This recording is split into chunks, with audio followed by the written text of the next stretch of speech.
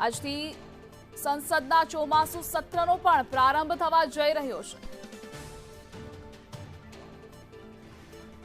વધુ વિગત સાથે જોડાયેલા છે અમારા સંવાદદાતા અજય। અજય, આજથી સંસદના મોનસૂન સત્રની પણ શરૂઆત થવાની છે। વિપક્ષ કયા બિલને લઈ હંગામો મચાવી શકે છે આ સંસદ સત્રમાં?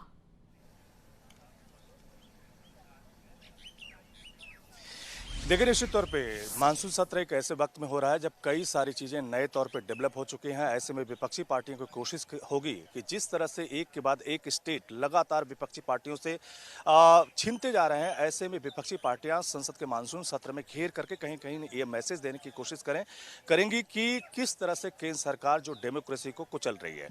और खास करके मुद्दों की अगर बात करें तो इस बीच जब पिछले सत्र से इस सत्र के बीच जो अग्निपथ स्कीम है उसको लेकर के केंद्र सरकार की तरफ से बहुत बढ़ चढ़ के प्रयास किया गया और ये कहा गया कि इससे आर्मी जो काफी मजबूत होगी। लेकिन विपक्षी पार्टियां लगातार ये कहती हुई नजर आ रही हैं कि इससे न सिर्फ कहीं न कहीं फौज कमजोर होगी बल्कि जो रोजगार है युवाओं से उसको छीना जा रहा है और बहुत कम उम्र में उन्हें रिटायर किया जा रहा है। इसके बाद उनका कोई कैरियर नहीं है। तो सबसे बड़ा मुद्दा यही बनकर आएगा। इसके अलावा जो महंगाई है उसको मुद्दा बनाने की कोशिश विपक्षी पार्टियों के द्वारा की जाएगी और खास करके रुपए की जो गिरती कीमत है जो करीब $1 के करीब जो 80 रुपए के करीब पहुंच चुके हैं उसको कहीं न कहीं मुद्दा बनाने की कोशिश की जाएगी। हालांकि इसके पहले विपक्षी पार्टियों की 2-3 बैठक हो चुकी है जिसमें कांग्रेस की अलग से बैठक हो चुकी है।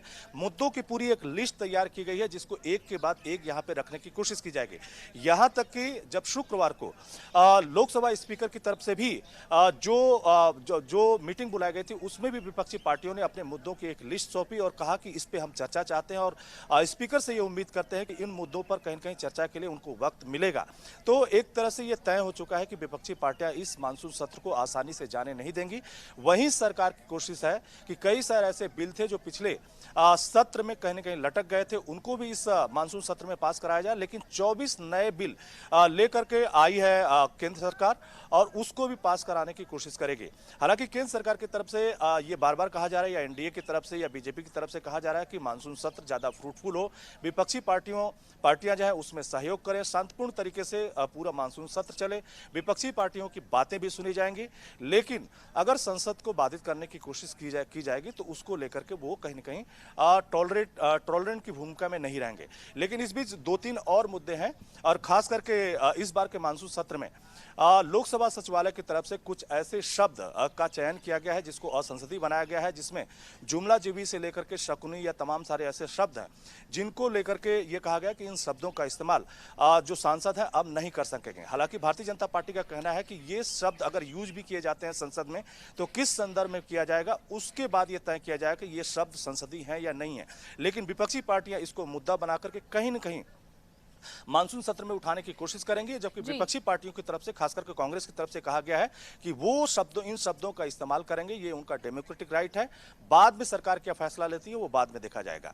इसके अलावा संसद परिसर के भीतर धरना प्रदर्शन की इजाजत पे भी रोक की खबर आई है जिसको लेकर के कांग्रेस या विपक्षी पार्टियां लगातार आक्रामक है और उनकी तरफ से कहा जा रहा है कि कहीं न कहीं जो लोकतंत्र का गला घोटने की कोशिश की जा रही है। जबकि इसके पहले कई बार ऐसा हुआ है कि जब संसद का मानसून सत्र चलता है बावजूद इसके जो विपक्षी पार्टियां हैं या जो भी पार्टियां अपना विरोध दर्ज कराना चाहती हैं वो संसद परिषद के भीतर गांधी प्रतिमा के सामने अपना विरोध प्रदर्शन करती हैं।